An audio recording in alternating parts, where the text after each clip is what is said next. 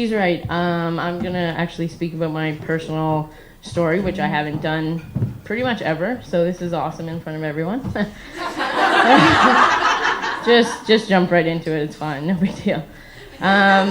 So when I was 2.5, my biological father left us, which left my biological mom doing shift work, which she tried to do as much as she could. However, that left me being raised by my grandparents, which is perfectly okay, but they had already risen 3 children of their own, so they were pretty much done at that particular point, other than just supporting me in whatever I wanted to do. Even though I had a little bit of a relationship with my biological father when I was 6 or 7, he really wasn't in the picture at all. So growing up, I was the bigger girl. I was the tomboy. I was the one playing sports.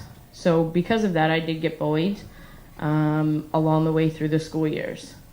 And that didn't actually end, because when I actually came out as gay right after high school, my biological mom actually disowned me for 4 years straight.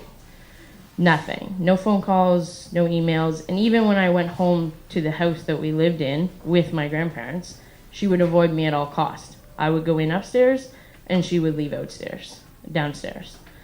So because of this, I have a unique ability to relate to people's depression, bullying, not really sure who you are, when you are, where you are.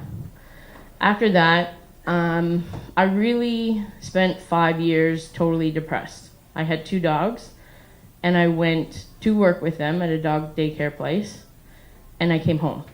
That's all I did. And I lived in a bottom apartment, which was pretty dungy, dreary, not really much positive to it at all.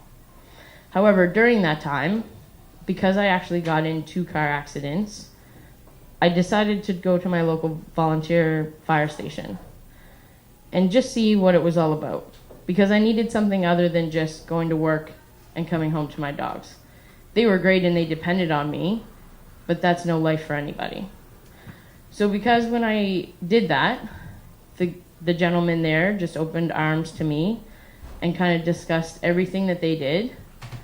It was the first time I think that I actually felt open arms. And he didn't even know me. So how could somebody like that open their arms totally, and people that are supposed to be by my side and supposed to love me walk out of my life like it's nothing? So during those 5 years, I really kind of did a lot of self-evaluation, self-help, and did a lot of work. So then there came the opportunity to live where I live now, which is actually out in Hubli. And that's when I got to be around the horses. And not totally around them, because I wasn't the girl that wanted to ride. I wasn't the girl going, oh, sweet pony. I was going, yep, that's powerful. I'm going to stay right here. Thanks. But for me to be able to go have all of those feelings, all of those struggles, and still be able to feel no judgment, and they weren't going to lie to me. And I was standing right beside them, and they're a prey animal. They can go wherever they want. And where were they? Right by my side. So I felt that open arms again from an animal. So I'm sitting there going, okay, how am I going to do this? I don't even like animals, really, other than dogs. And it's 5 times the size of my dogs. Okay. So I decided to research a little bit how horses could actually help people. And when I did, there were 2 specific certifications that you could get. Where are they? Not in Halifax. Alberta. I don't want to travel. I don't want to go anywhere. I do have dogs. So I have some responsibilities here, and bills to pay, of course. So then I did a little bit more research, and there was actually one that did traveling schools. So they were coming to PEI. You're crazy. You're dealing with horses, and you've never owned a business before in your life. You've been following everybody else. How are you going to do this? When are you going to do it? They're coming in a month. You got to make a decision. Are you going to jump, or are you going to let it slide? Well, when I contacted the girls, They answered every single question that I had. And again, I felt that for the third time, wide open arms from somebody who didn't even know me on a cell phone. They could have hung up. They could have not answered me. They could have been just like my biological parents, but they weren't. They opened their arms totally. So I said, okay, you know what? I'm going to jump. I am going to do it. Because I'm an adult now. I'm 33 years old. Well, I was 30 at the time. I guess that was 3 years ago now. But I'm an adult. So do I need my biological parents? No, I don't. And all of these people along the way who weren't biologically mine or blood related opened arms to me. Okay, let's do it.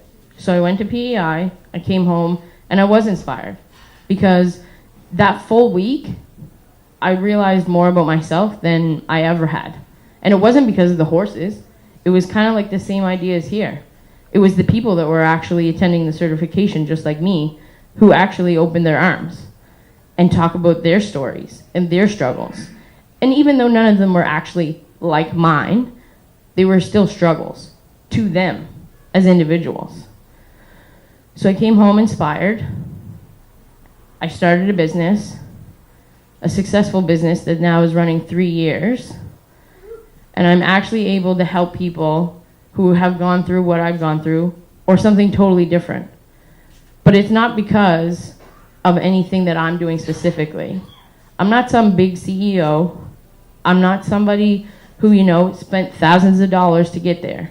I went through the experience.